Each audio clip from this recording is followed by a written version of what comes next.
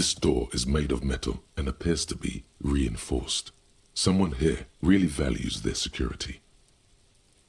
No one answers. We should return tomorrow. Tomorrow at 9 p.m.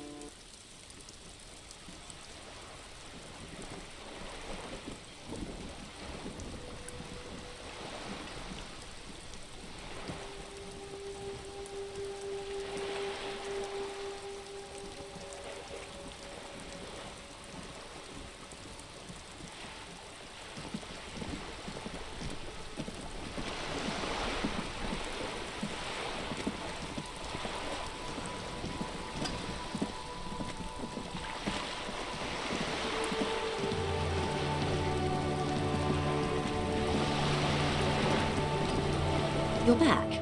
Good. What can I help you with?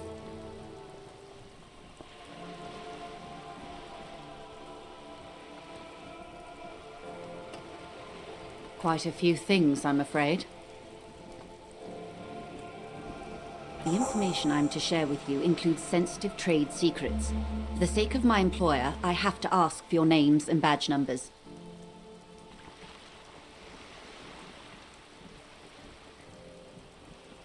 Of course, ma'am. We should have introduced ourselves. I am Lieutenant Kitsuragi, from Precinct 57. And this is my colleague from Precinct 41. I'm afraid he doesn't have his badge at the moment. I hope mine will suffice. How curious. Why is that, Detective? Awkwardness washes over the conversation. The woman doesn't like this turn of events.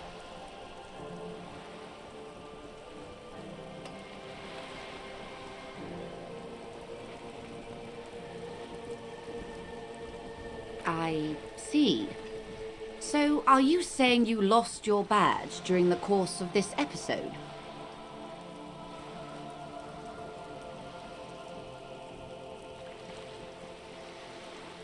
Oh dear.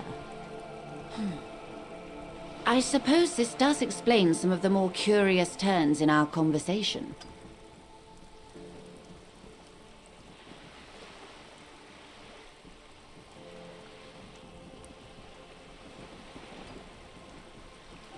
As I said, ma'am, his technique may be very unconventional, but he is an officer of the RCM.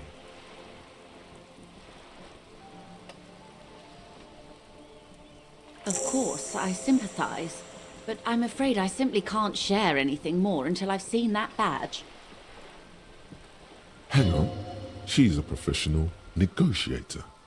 She should be open to some sort of mutually beneficial arrangement.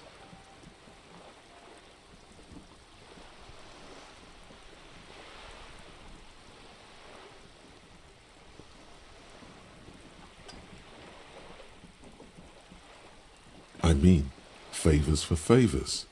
A dirty alliance of some sort.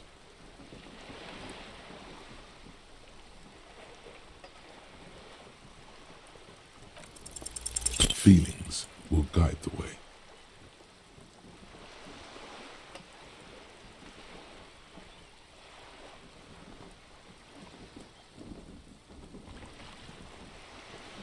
I assure you, it is no small matter for me either.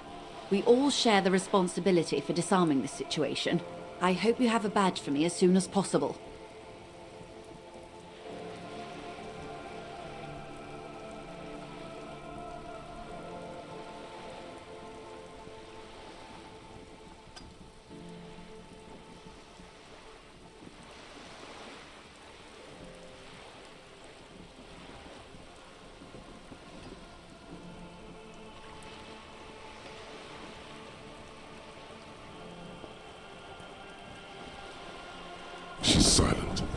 wind flaps the sail above her.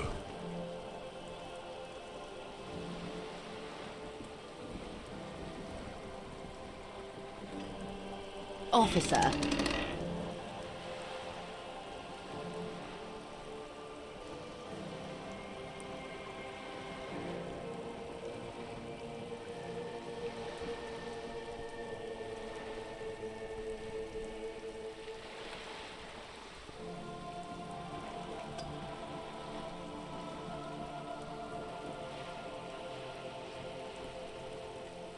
You know, I don't mean to sound cold, but if you want something, you have to give something back. More than just guilt. You're doing it. Despite your own best efforts, you're still getting in. Somehow. I'll be frank with you. If I'm going to break protocol, I need to be able to justify it to my superiors. They're going to want to see something tangible. The Union is conducting drug trade out of the harbor. It's an open secret in Martinez. Surely it must not come as a complete surprise to the RCM either. Perhaps it's time to look into it. Or you can find your badge, which honestly seems like a lost cause. Detective, a word in private before we continue.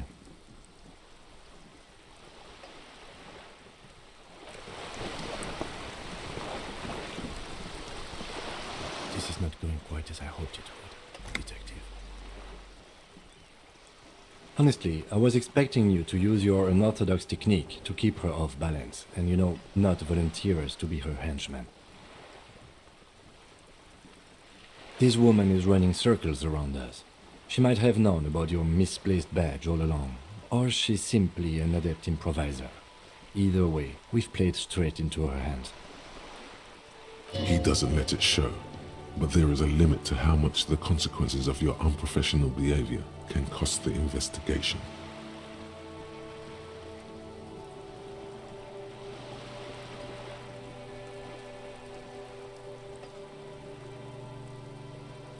No. If there is reasonable suspicion, we must investigate. Otherwise, she could claim we are siding with the Union, or that we are on their take. We'd never hear the end of it. What I propose is, we ask her, then we investigate, briefly. But do not share the outcome of this investigation with her. We tell her it's done and demand for her information on the lynching.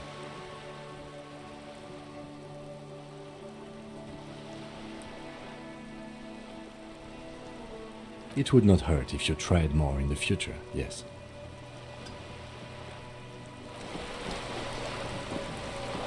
You're back.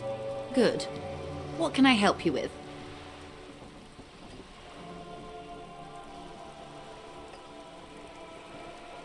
That's the man who was killed. I'm afraid this is a discussion for once we've cleared the lynching question.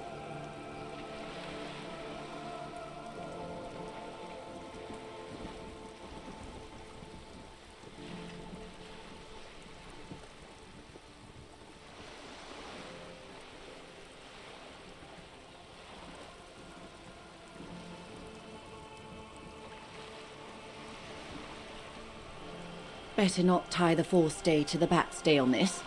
I hope there is something else I can help you with.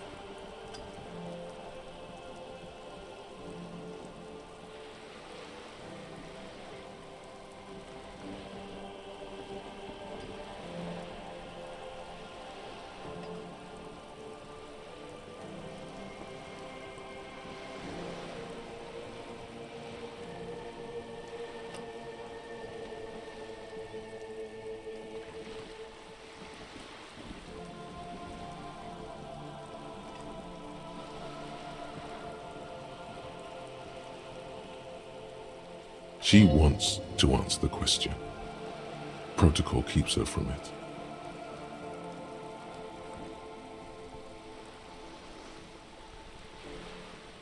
This reality.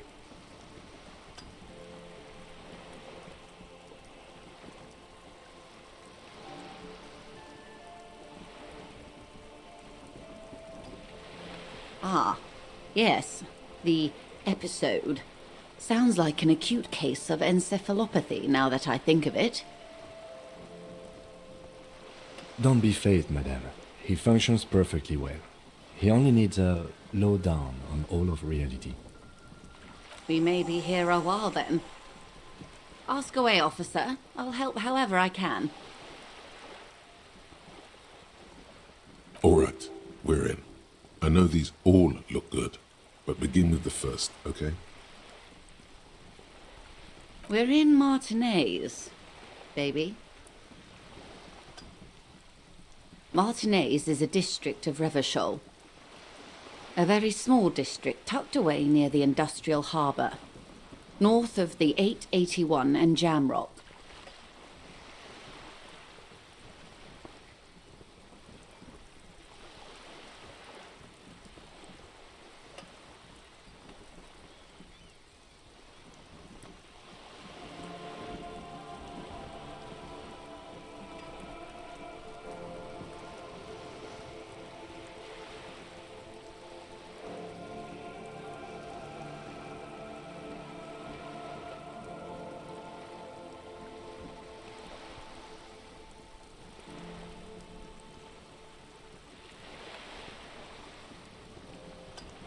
You would be excused for not knowing about it. Unimportant, they say. Forgotten, even. Shelled to smithereens during the Revolution. It has its charms, just not this time of year.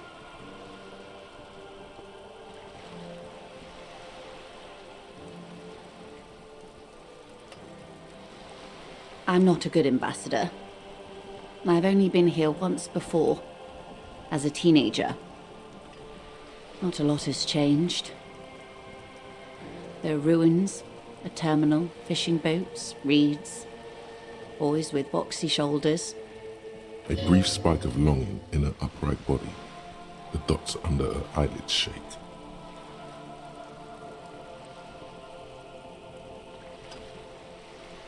This place used to be a province, a workers' resort before the city swallowed it and the artillery did its work. The reeds are the real star of the show here now. The further down the coast, the wilder it gets.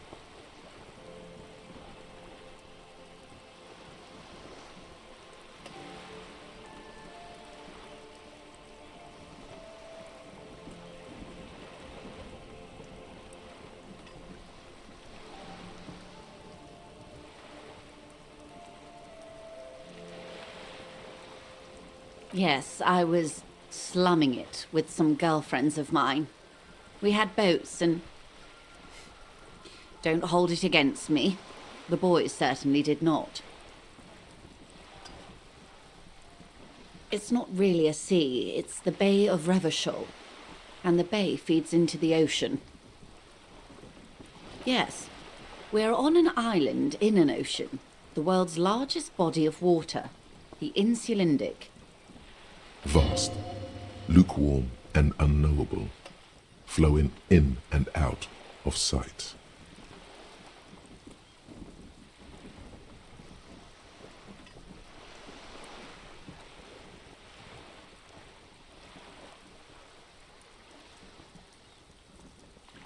Caillou, as you already know. Imagine a pebble. A smoothed over pebble amidst a great blue sea. Misshapen, cracked. The cracks are the River Esperance. We're in the delta of this river, on the 6th branch, the Martinez distributary.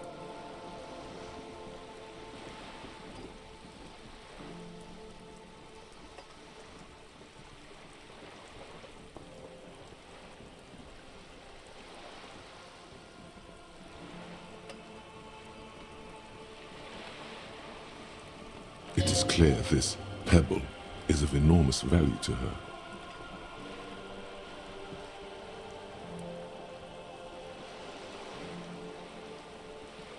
Revachol? Revachol is what you call a city. The great kind.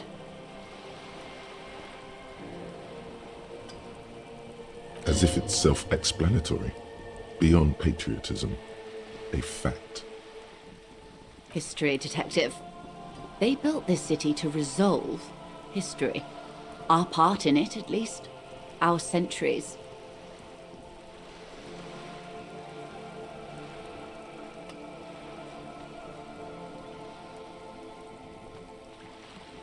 The nations of the Occident, or migrant workers from Semenine and Ile-Marat, depending on your creed. In the DeLorean century, 380 years ago. They say it's where the terrible questions of our time will be answered. The tensions are highest, the fault lines deepest.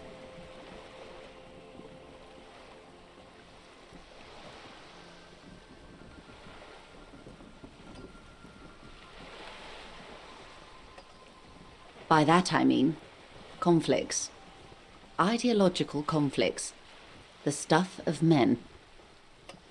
We are standing on a fertile, self-sufficient island able to sustain up to 200 million people in the middle of the Insulindic Ocean, the world's connective tissue.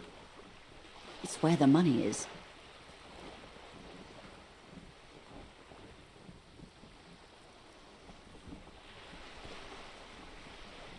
Speak for yourself, officer. I'm well known in certain parts. As to the place, you're right. We are.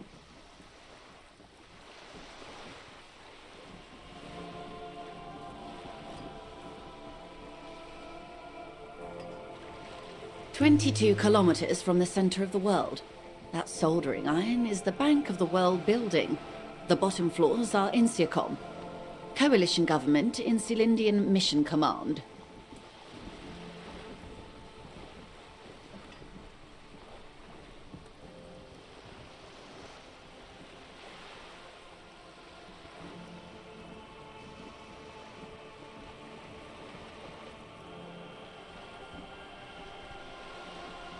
Silence. She lowers her hand. The water, the light. It's as though you're seeing it for the first time. There is no recognition, only the immensity of the sea and the cold radiating from it.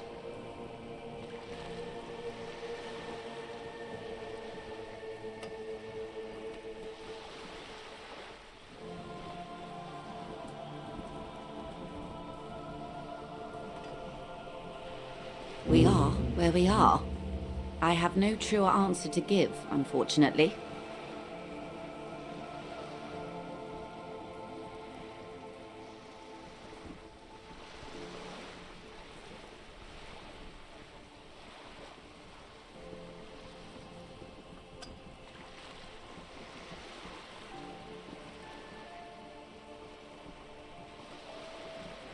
This is one thought you need to complete. Where are you? Was there something else you wanted to know? I remember something about a lowdown. This has been informative. Thank you, ma'am. I'm sure my memory-impaired partner has many more questions to ask, about even more fundamental aspects of reality. Might I suggest not asking them all right now? Ma'am, Messier will be here later too, and tomorrow. Isn't that true, ma'am? Absolutely. My commitment here is long-term.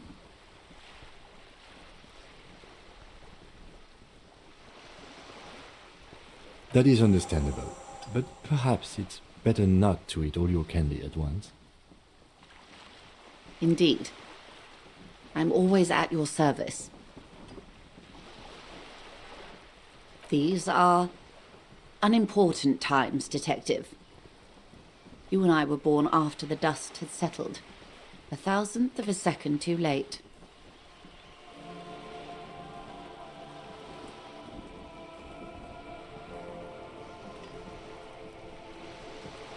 For the big time.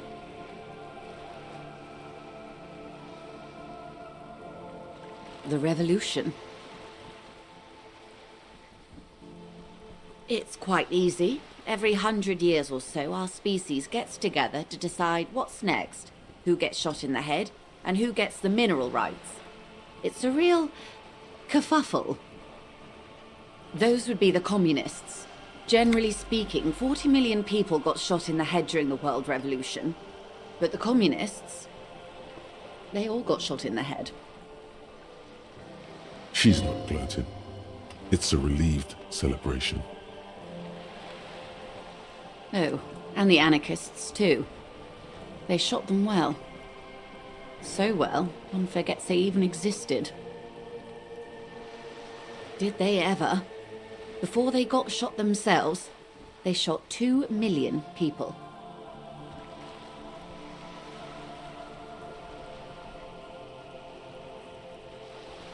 Yes, the Red Deluge.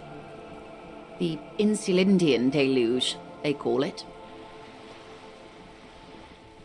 Oh, lots of people.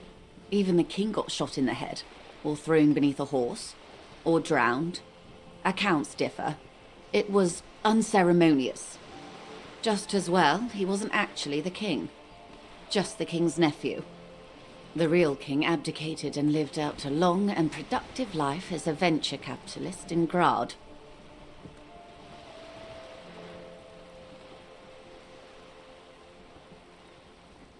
Yes, King Guillaume had a nose for bad PR.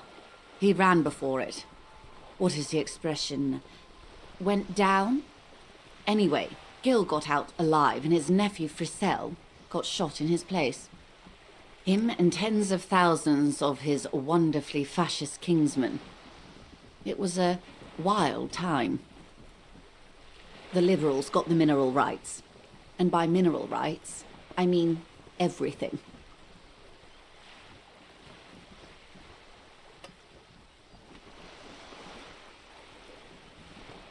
Liberals are usually middle-class people, Detective.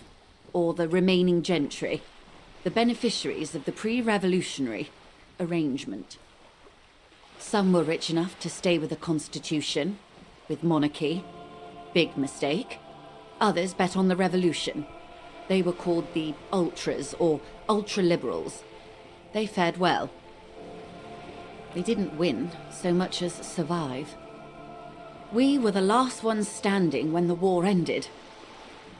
Everyone else got shot in the head, remember? To foreign intervention, the coalition.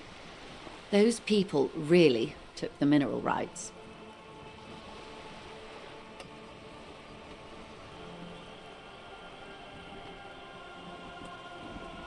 The liberals took everything that wasn't nailed to the ground. The coalition took the ground. The ocean, the laws, and the people. The coalition of nations.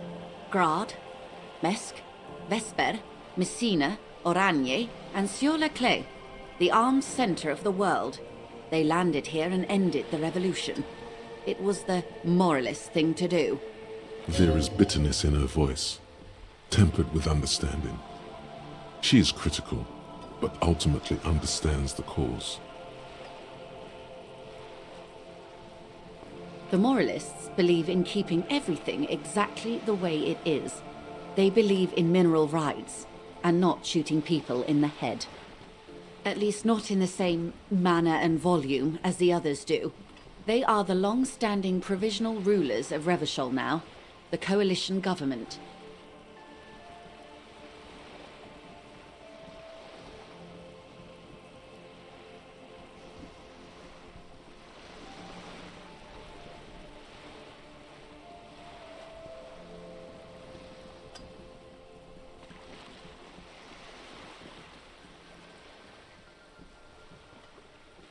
This is their zone of control.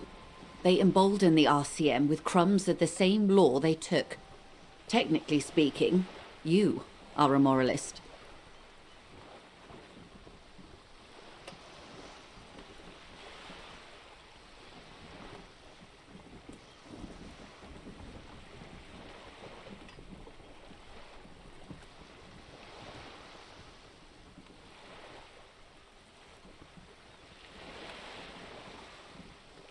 A devout man of the center.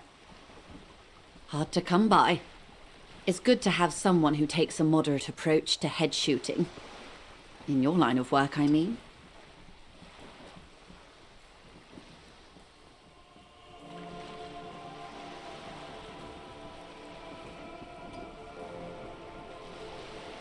Turn of the century revolution? Don't answer it. It's a trick question. The revolution began in '02 on the Isla of Grad, though by the end nearly the whole world had gotten involved. It wasn't a who, but a what. A pandemic of Zarat, a particularly virulent prion disease, which the authorities in Grad proved unable to contain. Then Mazov came along and overthrew the government. It made people overthrow their governments. Of course not. It was a highly infectious microorganism that destroyed brain tissue. The actual causes of the revolution were material. The pandemic only provided the spark. From Revachol and Grad? Not far. The world managed to cauterize itself. Mazov's government was overthrown in '08, and the coalition crushed the Revachol commune 2 years later. It was the end.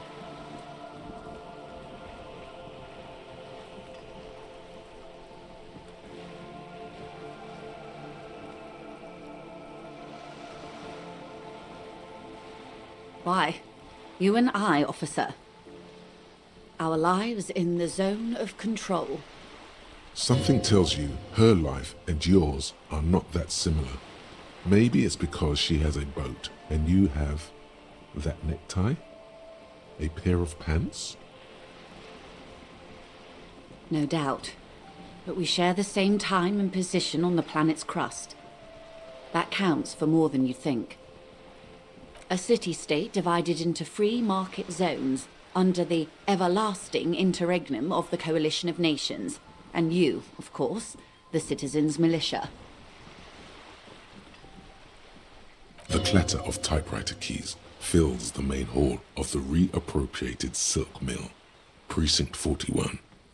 Chad Tilbrook presses enter. Outside, Officer Elfboy Williams slams the door of an armored motor carriage. The zone of control is the third incarnation of Revachol, after the failure of the suzerain and the commune. Modernity. They developed the marvels of the inter-Islary communication, telematic milieus, radiation, colored plastics. Meanwhile, in Revachol West, the aftermath continues for the 5th decade.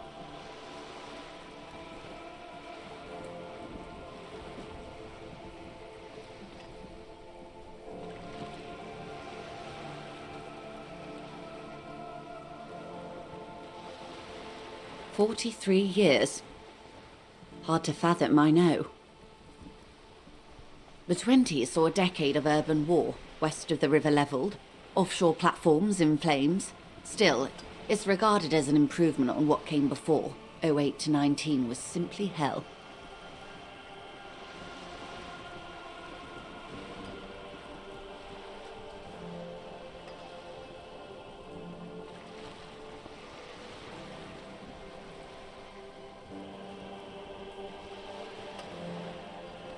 The 30s?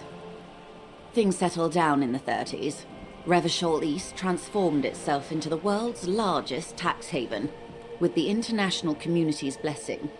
For the first time in a long time, it seemed like things were going somewhere.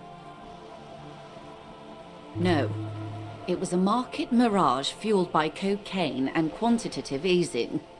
The 40s dispelled it like a cold splash. An Isla-wide hangover, you might say. And here we are.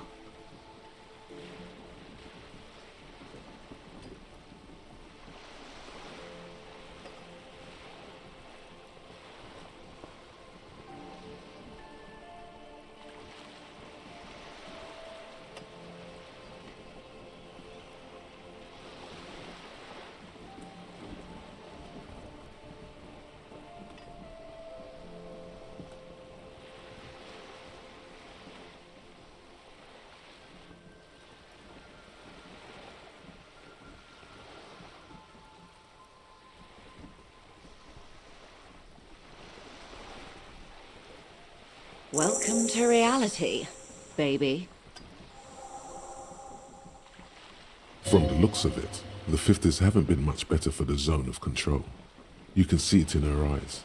days slipping away.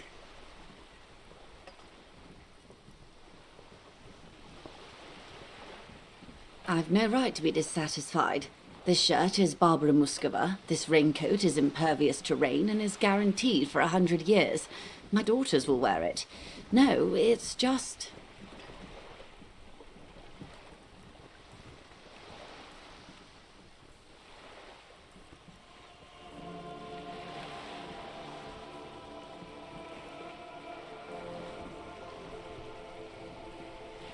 We could have had so much more. Every one of us. If only we played it right. Good question. What would you have done differently?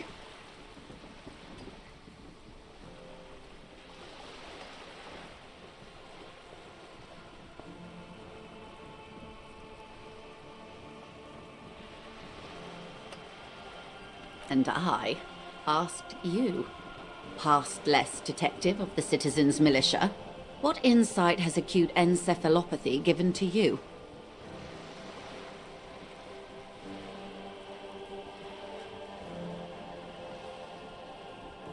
So a quarter of humanity simply lost their minds.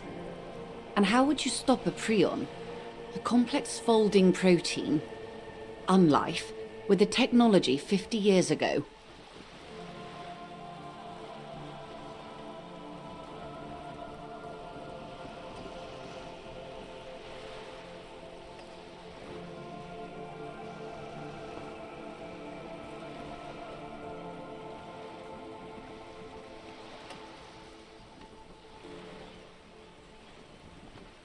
Always. That's the can't-do attitude that truly defines late modernity. You may prove a modern man yet.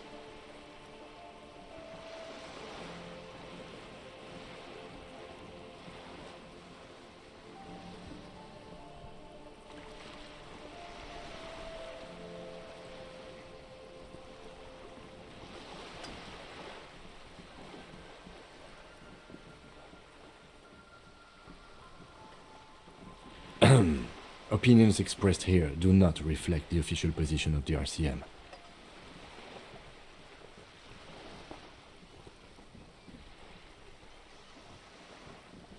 And what is your official position, Lieutenant?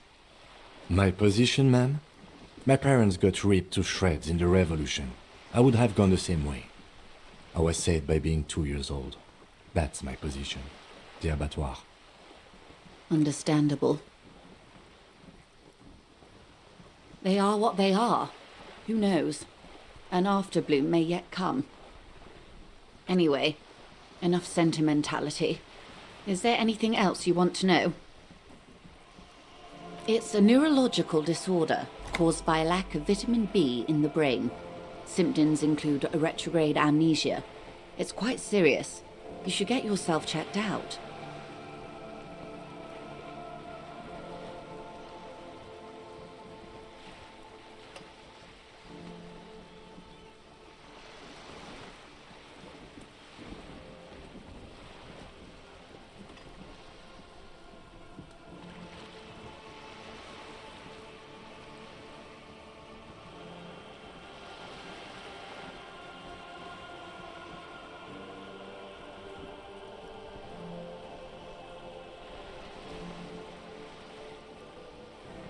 She conveys it in short, cold bursts, trying not to invest too deeply in the condition of this doomed detective.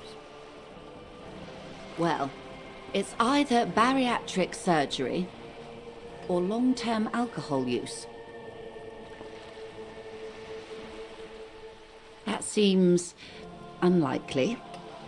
Yes, and perform autoerotic asphyxiation on yourself with your funny necktie, out in the open somewhere.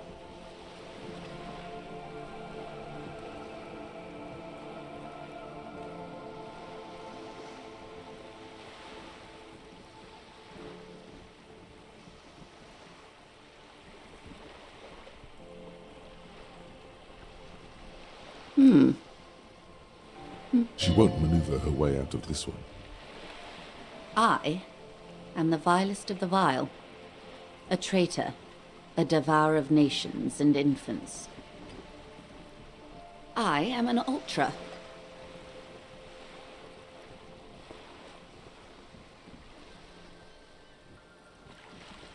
An ultra-liberal. It's a type of liberal. From the revolution. It's, not the moderate kind. No, not like me.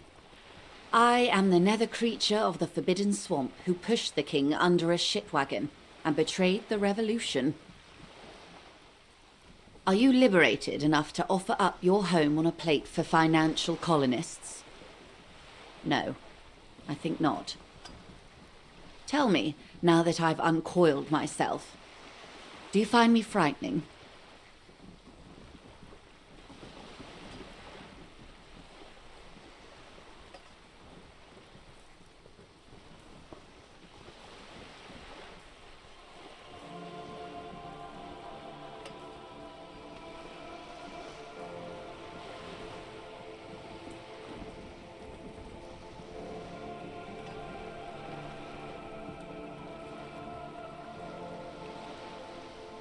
In her green eyes, you see a mixture of truth and self-satire.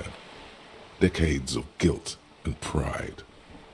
Forgive her, but only because you like pearlescent teeth and those light green eyes. I do hope so. I do hope we're able to remain collegial despite it all. Tell me, when you look in the mirror, do you not see a monster staring back at you?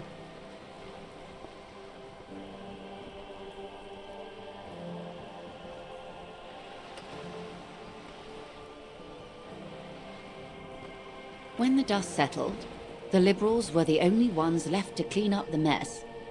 By virtue of their survival, they were handed enormous power to shape the future. This was all our last generation managed.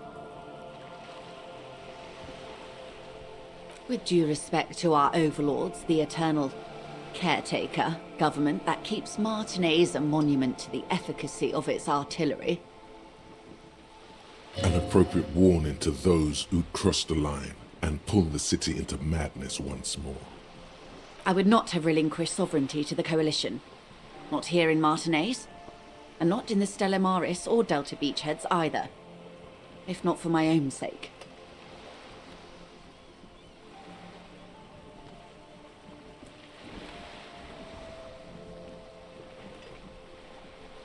Then for my daughters. We had an obligation to defend our sovereignty. We should have burned the whole Isola down rather than let them have it.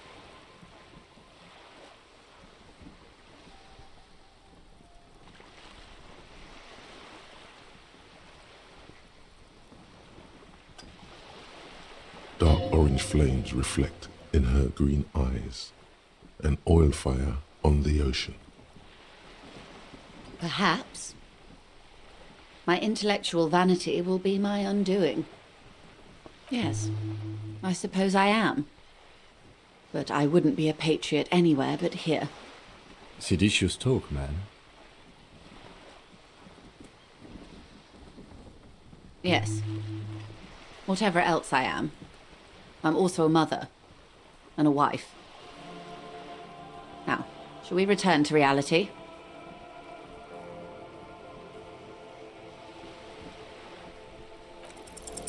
It remains a mystery what you mean by this something close. This isn't about you. It's about reality.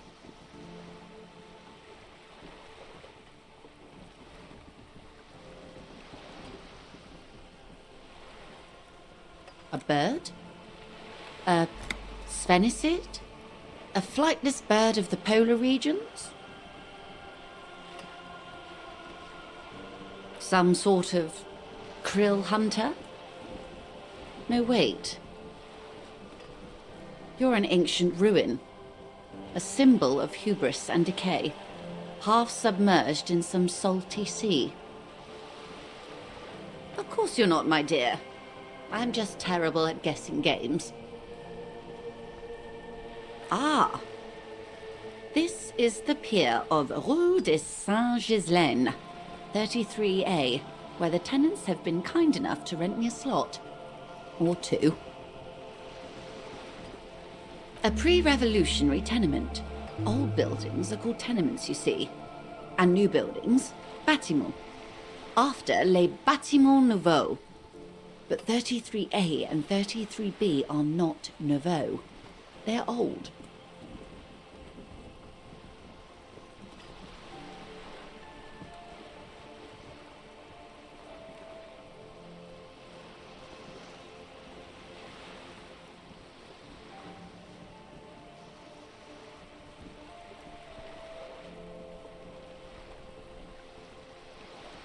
This one used to be 8 to 10 stories tall, a real high-rise by the standards of the last century. Built to mirror the skyscrapers across the bay in the Delta. That was before the war, of course. Mostly the urban middle class, I believe. This was once primo real estate, before the cannons lopped 4 or 5 stories off. Splat, splat.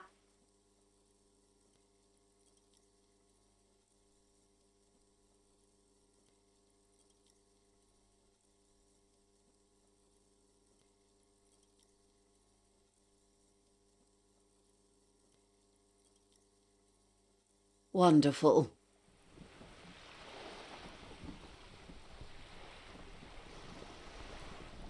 The girl in the old lady rags? Looks like a sullen and rebellious member of a teen infraculture. Yes, you and I belong to the supraculture. We're common, the herd. The music on the radio, the food in the chain restaurant, those are all too popular for the girl in the old lady rags. She prefers a fantasy world, an infraculture with its own dress code and vernacular. It is an illusion, I'm afraid. There is no refuge from the supraculture.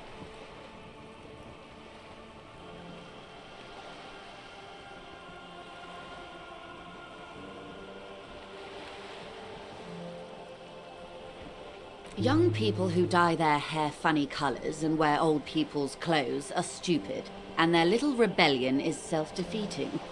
All right, what next?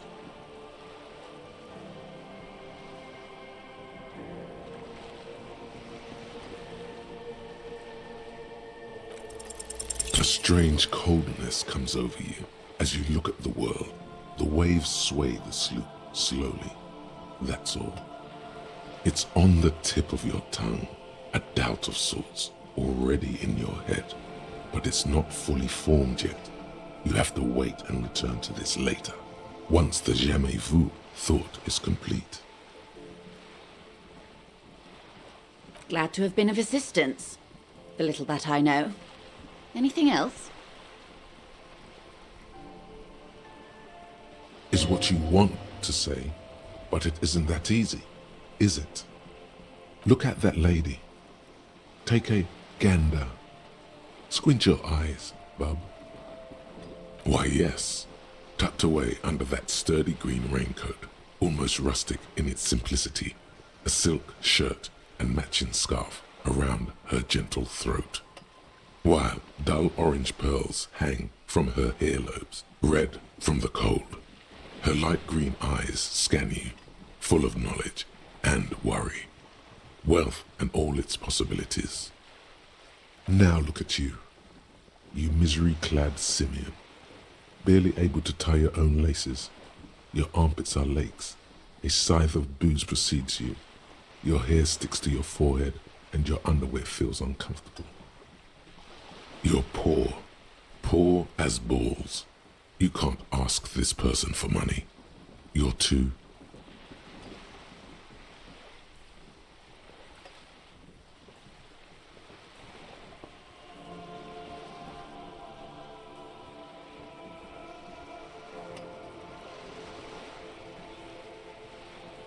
You think your little communism protects you from this feeling? No. The more demeaning it is to grovel at her feet. Oh God, the lieutenant is here too. Do not dishonor the force. As I was saying, if there's any way I may be of assistance, please don't hesitate to ask.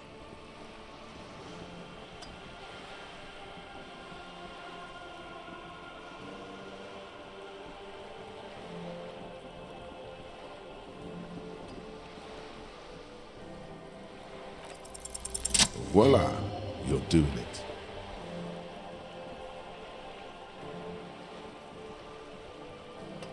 Of course. How much do you need? She's surprisingly nonchalant about this.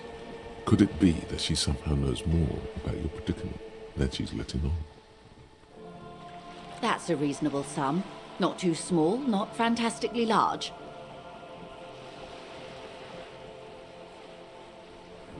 She removes a few notes and hands them to you. The paper is cold and oily to the touch. Whoa, whoa! Did you see how easy that was? Ask her for more. Toot toot, train to Moneytown.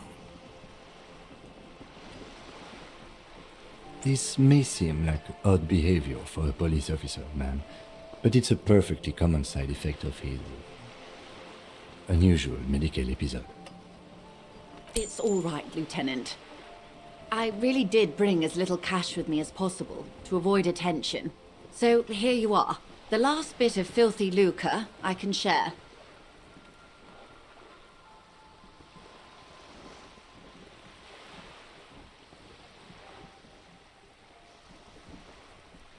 So, I hope I didn't just bribe you, officer. It may not be technically illegal under the Emergency Act, but still.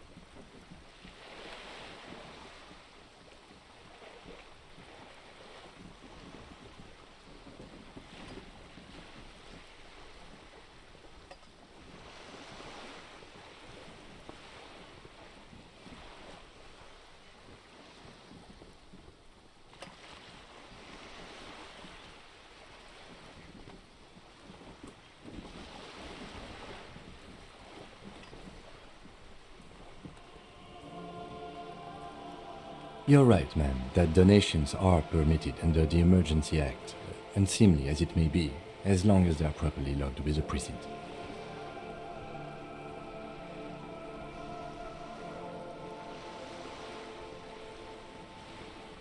Which he most certainly will do. Now, how else can I help the RCM today, besides supplementing its salaries?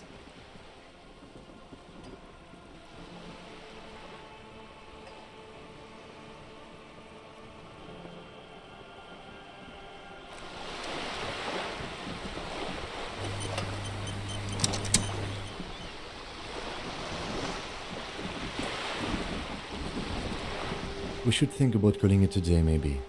The nights are still miserably cold this time of year. You should take care of that, then. I'll also take a room at the War Wing. One cannot get much closer to the crime scene. He's proud of you for getting your act together and finding a way to pay back what you owe.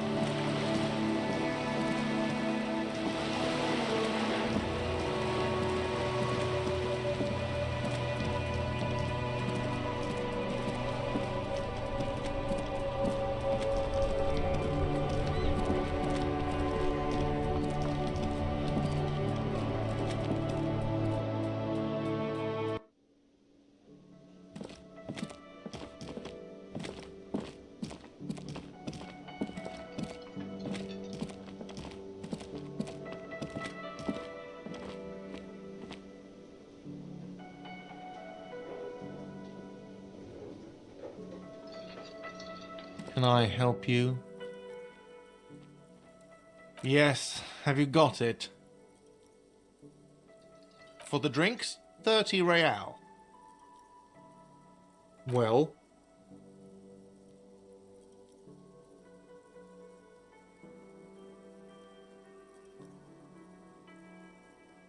Great, Thank you, officer. That's all I wanted. Payment for services rendered. If you continue to stay here, I just ask that you please pay your nightly bill in advance starting tomorrow. He's not sorry about his behavior for your sake. Now that you have money, he really wants to make sure you're not angry with him. I'll unlock the electronic lock to your room. All the doors lock automatically at 9 p.m. Please pay for each night in advance starting tomorrow. 20 real per night. I'll take a room here too. Of course. Always happy to have officers from the RCM as guests. Anything else I can do for you?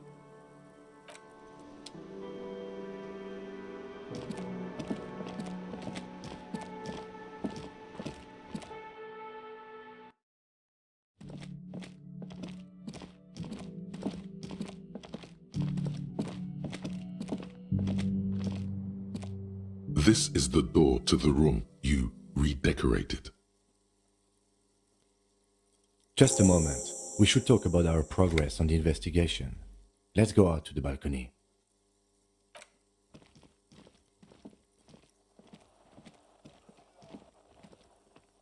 The air outside is brisk. The lieutenant is silent for a moment. He listens to the traffic hum. Then, Now then, we should talk about the investigation. But I also feel you're a bit hazy on the RCM. Our role here, our rights, our jurisdiction, basically. I have a cigarette every night when I go over my notes. It's something of a ritual. oh man, he looks so devastatingly cool with that cigarette. I apologize, but I only brought one with me. I have exactly one cigarette every night while going over my notes. You mean this? This isn't cool. It's an unnecessary trial of will and unhealthy.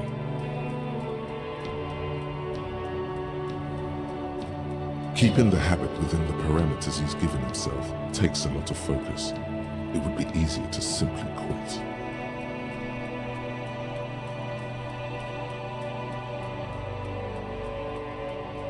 Yes, it's been a long and eventful day.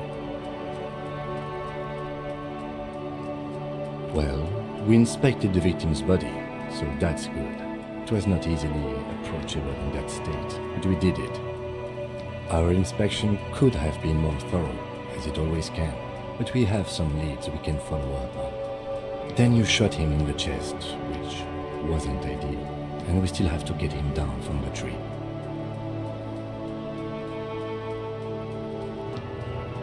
Being sober tends to help with precision. But moving on to the interviews, we weren't able to find the union leader, Evrard Claire, much less interview him, so that's on the to-do list for tomorrow.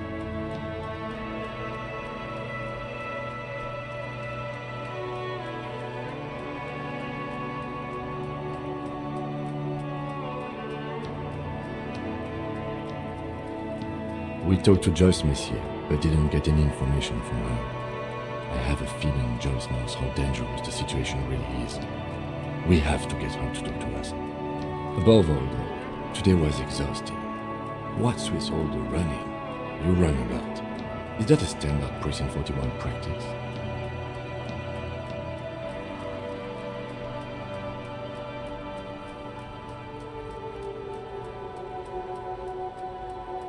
It's impressive, especially for a man your age, and in those hills.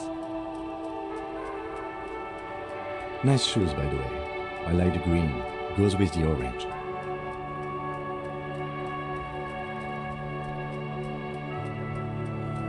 They're quite limited, actually. The power officers of the Ravachol Citizens Militia exercise most frequently is imposing fines of up to 1,000 real for offenses, in accordance with an interdepartmental schedule. Yes, although indirectly, as citizens can always request records from their local station. Officers of the RCM have been known to take bribes of less than the prescribed fine amount. It undermines trust in the RCM.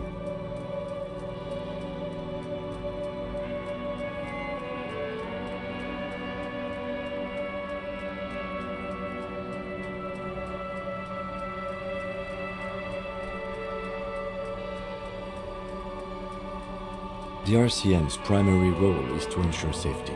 We are not really supposed to play any part in the economic structure of Ravachol. We can arrest people, of course, but rather than bringing someone in directly, it's preferable to serve a station cold sleep. It prevents confusion and overcrowding. You can't. Those who don't show up become fugitives, though, and have fewer legal rights when they are eventually caught. It's about power projection. Thus far, they seem to mostly show up. When power calls you, you come. But power itself is a fragile trick of perception.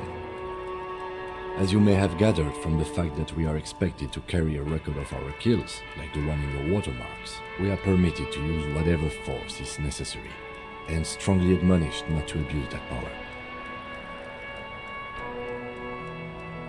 You have to supply compelling evidence for why it was necessary to use lethal force. In these cases, your partner is usually your witness. Not a good position to be in, by the way. Internal Affairs handles these cases thoroughly, by cross-examining you for inconsistencies. It is hard to cover for anyone, which is for the best. We don't convict. We arrest and send them to coalition government courts in Couronne and La Delta. The prosecution works off our testimonies and records, which is why it's paramount to keep them. Yes, the international community's mission in Ravachol, and the moral intern more broadly. The RCM was formed by the coalition government to restore order in the international zone after the revolution. So we did. Now we attempt to maintain that order. No more, no less. Or perhaps it is better to say we were allowed to form. It's a point of contention whether the citizens of Ravachol or the coalition government founded the RCM. It's probably more honest, yes. Either way, the moral intern leases us the right to keep the peace in this city, and they will take it away if we misuse it. The Moralist International are the world's largest political organization. You know who they are. They have been running this place after the revolution failed.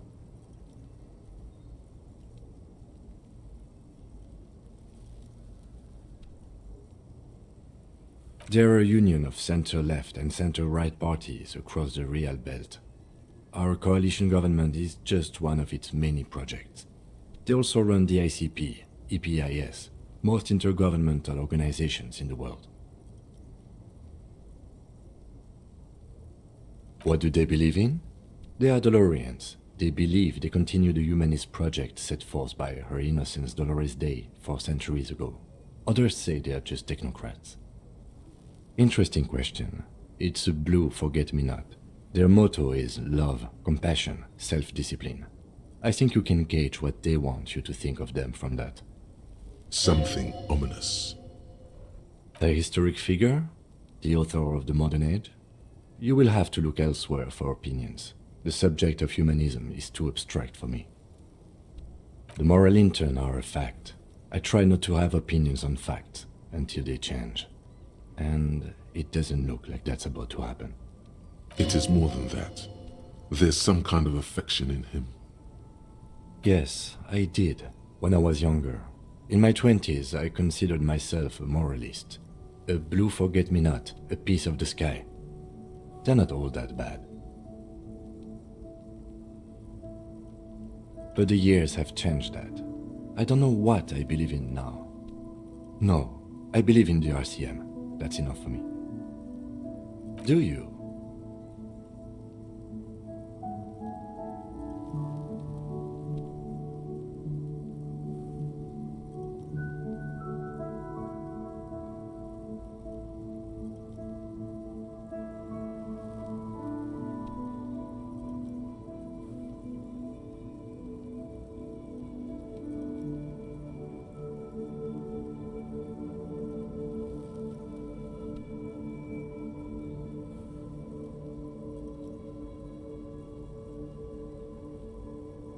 No, we are stooges of the world's biggest bourgeois organization, protecting the people of Ravachol. That's the hand we were dealt. Without the MI, we would be common vigilantes. Sadly, it is what we already are to the people of Martinez. Most of them, at least, especially the Union. Vigilantes. I expect our job here to prove quite challenging. The dying lights of the city shimmer below. Slowly, like luminous clouds, they pass on his lenses. The lieutenant looks at his slim cigarette, contemplating the next drag.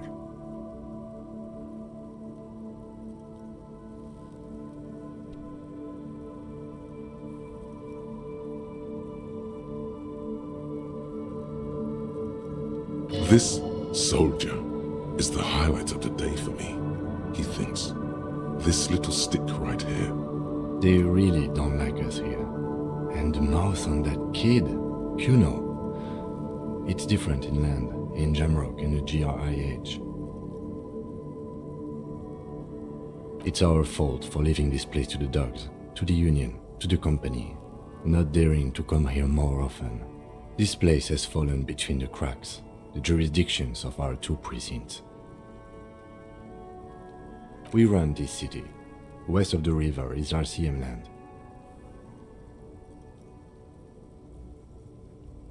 It's incredibly hard. Human beings are... But we are in control, and it's worth it. The organization works, our systems work. If they didn't, the city would disintegrate. Night. Captain Ptolemy Price steps into the yard. A piebald horse waits by the motor carriage, chewing oats out of an oat bag. Seagulls fly overhead. The sky is black. Captain Price wears a black suit and a standard patrol coat as he mounts the horse to head home.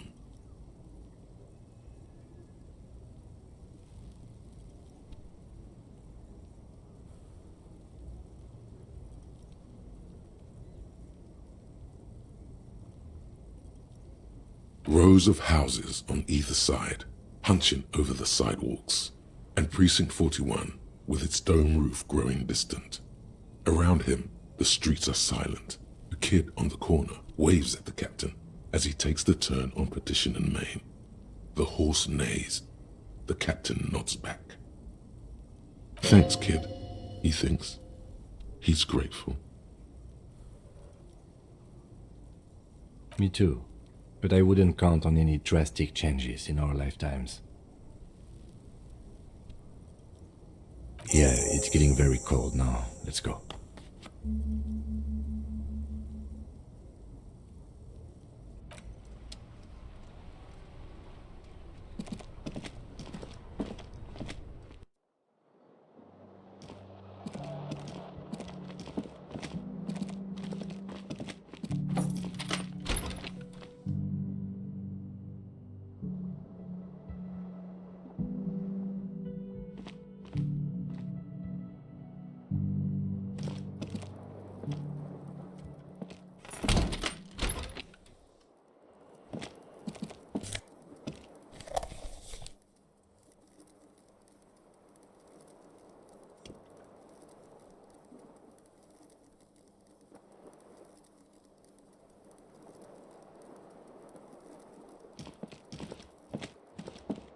The bed is cold and not particularly inviting, but it's yours.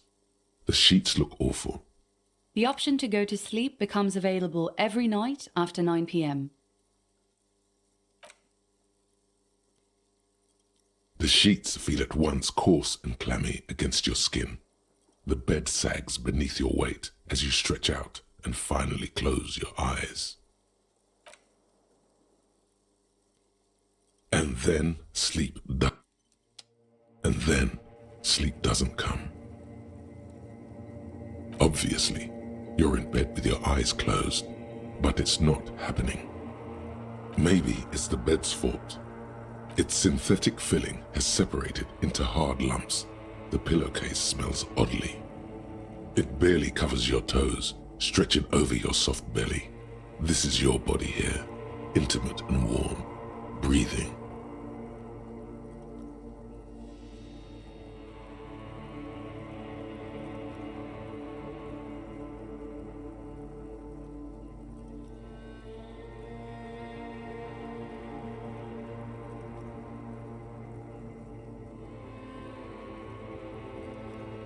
Under your thrumming eyelids, you see a dizzying array of colors. You won't get off this carousel quite so easily. It's a little better. Colors, scenes, and half-formed phrases still litter your mind. Part of you is still trying to solve the case, isn't it? Something to do with, what was it that the lieutenant said? Union? And it's gone again. Your thoughts lost between the slowing brain waves. Your breathing steadies. A great silence washes over you until your eyelids twitch in your sleep and images start forming.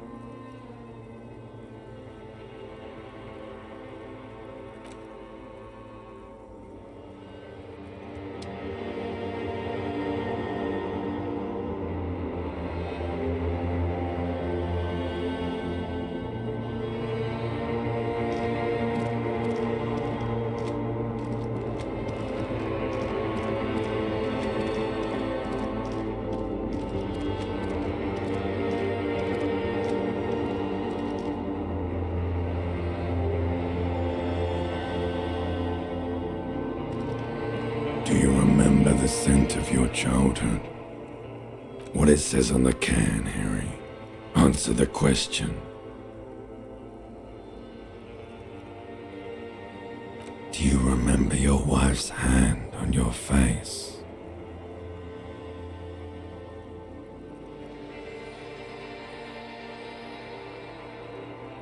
Oh no, Funky baby, you stayed. It was the rest of it that left. Or you just stood there, with one hand on the bottle and the other on your dick, watching it go. Tell me, where are your friends? Human beings have friends, Harry boy. Where the hell are yours?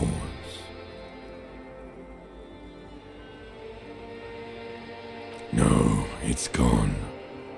3 times gone and never coming back. You failed. You failed me. You failed Elysium.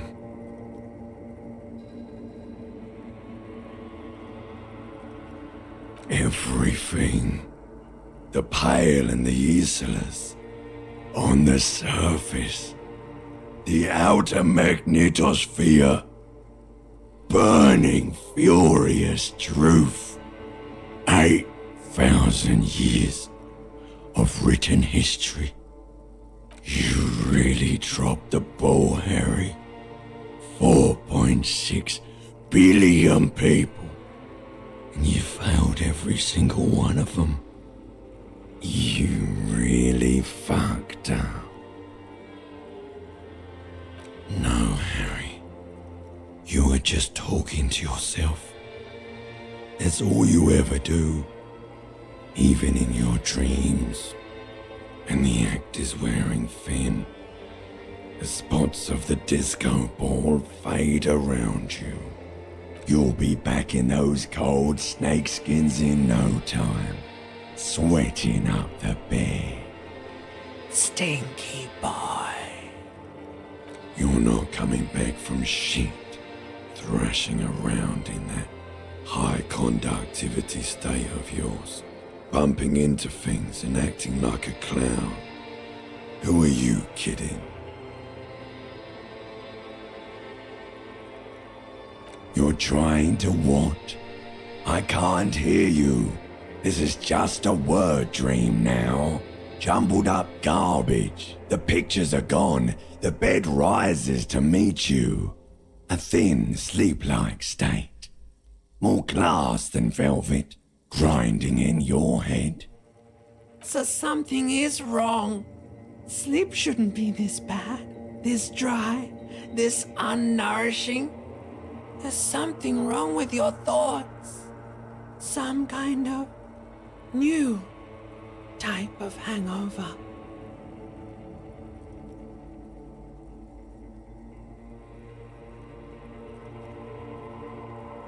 Oh yes, party boy, and it's worse than the one before. Just think of the shit you saw. Here it comes too, so soon already. A A silent alarm goes off in your head like clockwork, barely let you sleep at all. Time to get those clothes on, Harry. Time to go to work in the shit factory.